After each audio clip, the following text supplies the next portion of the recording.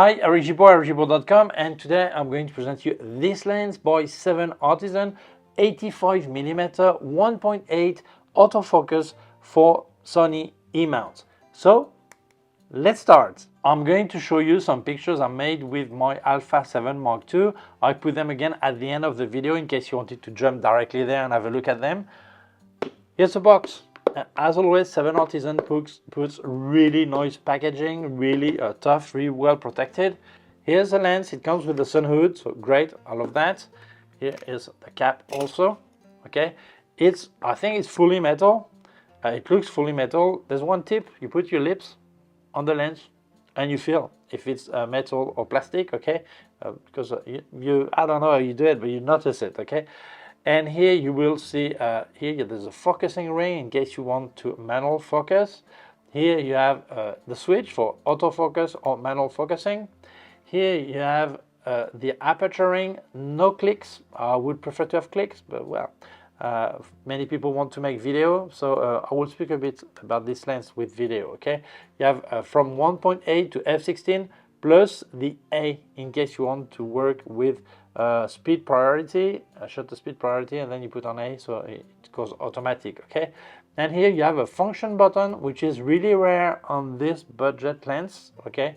So that's great. You can set a function here.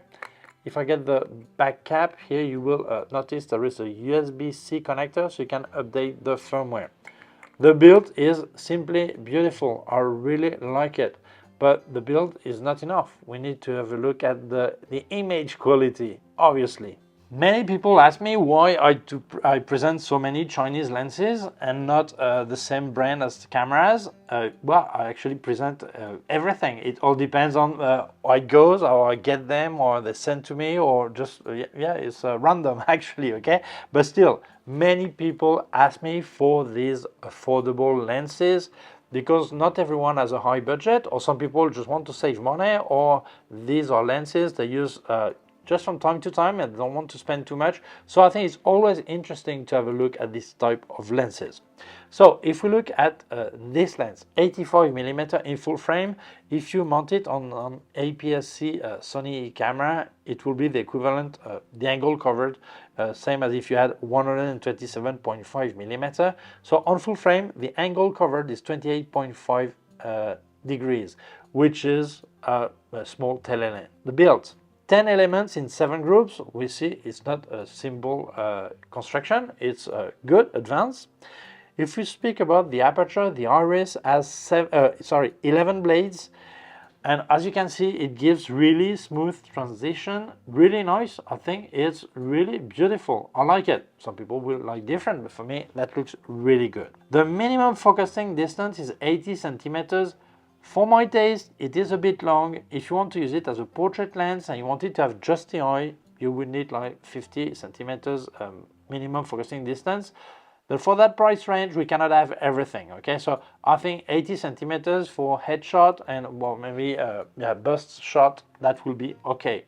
Otherwise, for a proxy, it's a bit too long, okay?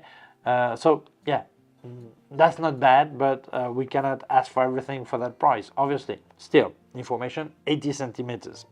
If you look at the aperture from 1.8 to f16, no clicks. I would prefer clicks, I said before. You will see on the chart, but honestly, I was surprised by the image quality from 1.8. I was surprised. The size, the autofocus, I forgot to say, the autofocus I think is really fast and really, yeah, not maybe the fastest, but it goes really well and really silent, so really good. If we look at the size, the external size without the sun hood, 72mm diameter, and the length 96mm without sun hood, so that's okay.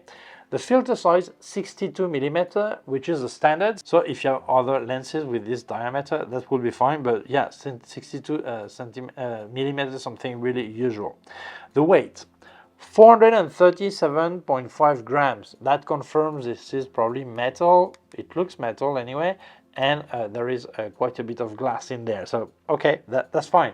In hand, it's fine. Okay, I love there is a sun hood included, and honestly, I think the build quality is really beautiful. But now we go to the moment of truth. Let's have a look at the chart. Let's start at 1.8. We can see there's a bit of vignetting. I've got a bit less light on the right due to where I'm making the picture, okay? But we see a bit of vignetting, a bit of pincushion distortion, really slight bit, okay? Let's check the center. Center is not bad for 1.8. Border is not as good as center, but really close to it. And corner, very similar to border, really similar to border, okay? 2.0, still a bit of vignetting. Let's go to the center. Center is not bad. Border is similar to 1.8, obviously, because it's just a third of a stop. Okay, let's go to 2.8. Vignetting is gone. Center is okay. I do see a bit of a chromatic aberration. I check the corners a bit also. It's getting better. Corners and border are still similar to the wider aperture, okay? Let's check at 5.4, sorry. Center is okay. Border is very similar to wider aperture.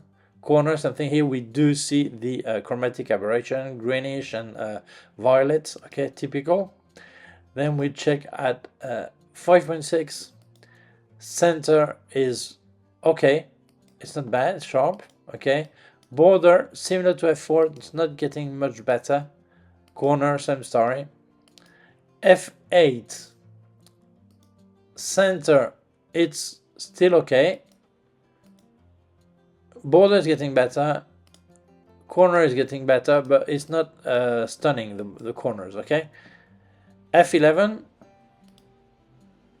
Center, maybe a bit of diffraction entering. On the border, you see it more, probably, I think. Yeah, something on the corner. And f16, yeah, we do see a loss of sharpness due to diffraction, okay? But, well, that's not bad if we look at the price range, honestly. So, as I said, the chromatic aberration is present, but is it a problem? It all depends on what you want to do. First, it's not hard to get rid of it, okay? Second, unless you work against light with something that's really cut out, like tree leaves, things like this, you probably will not notice it, okay? So, as I say always, a chart is really important to have an idea, and then you need to test in real life to see if these problems are present or not. If we look at the flare, well, there is no noticeable crazy flare like echo or things that cross the screen, things like this.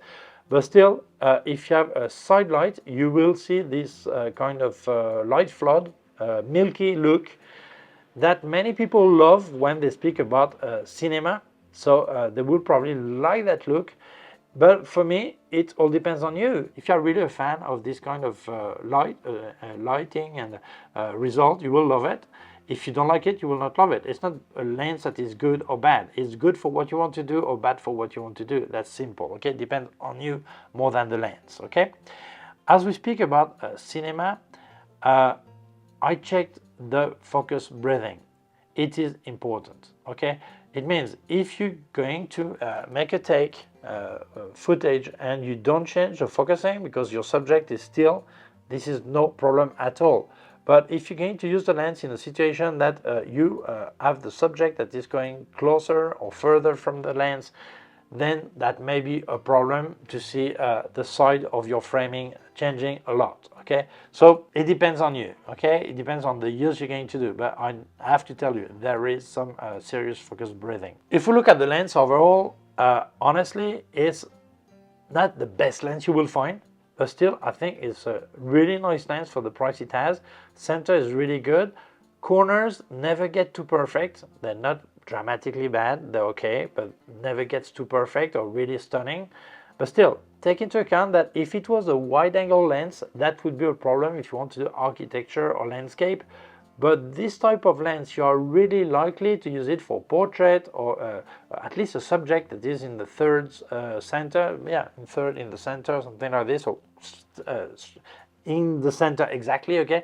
So it means that the autofocus part of your picture will be probably in the same place as the corners.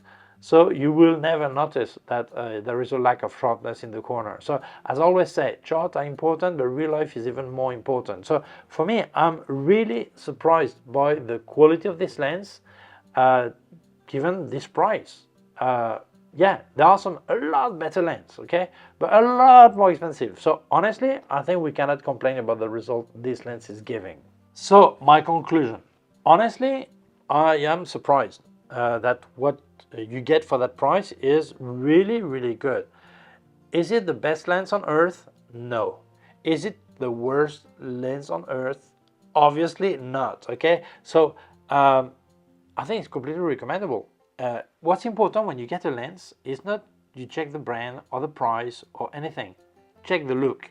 If you like the pictures you get, there's nothing to think about. If you can afford it, it's that the lens you want, and that's it.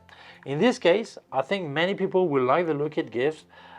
It's a nice lens, the autofocus works well, and it's a great opportunity for people who have a tight budget to get a nice lens. Is it worth to pay more to get a better lens or a brand, a more classic brand?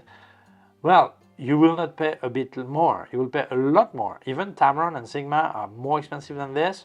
And if we look at Sony brand, we look at a lot more money. So if you want the best of the best, according to many YouTubers, maybe you can get this really expensive lens and be happy and feel like you have the best, okay? But honestly, if you're on a budget or you simply don't want to spend a lot of money, this is a great option.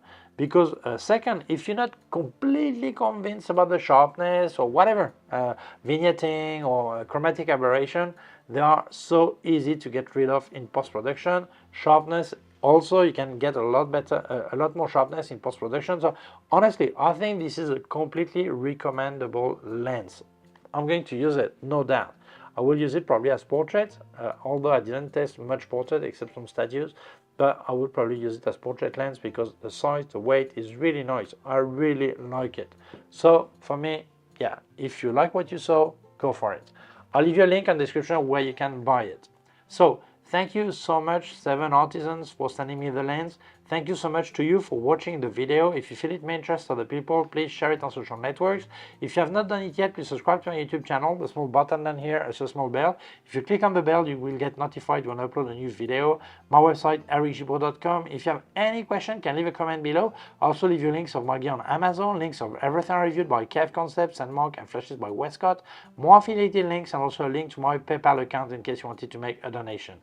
Thank you very much. Please take care of yourself and see you soon. Bye.